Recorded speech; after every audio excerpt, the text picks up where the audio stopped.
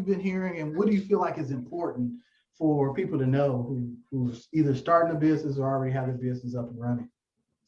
Well, so first of all, I'm not coming to this as not being part of the process too. I own a business myself.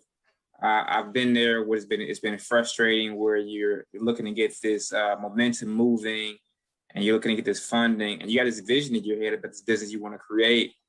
And that person comes to tell you, say, well, that's going to take some time to do that. That may annoy you to think that process is going to take you a little time, but that's actually part of the fun, is learning to master this process and enjoying the process of learning these different tools.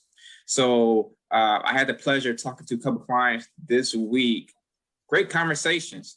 Initially, they started off thinking they wanted to get a business line of credit, right? And that's like a really great tool, low interest rate, cheap money, very flexible in using it. It's a great tool to have. But they maybe weren't there.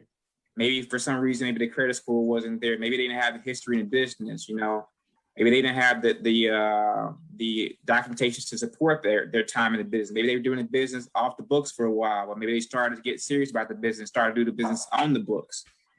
And once they started to legitimize their company, they realized that they wanted different tools, but they don't have that time to show it.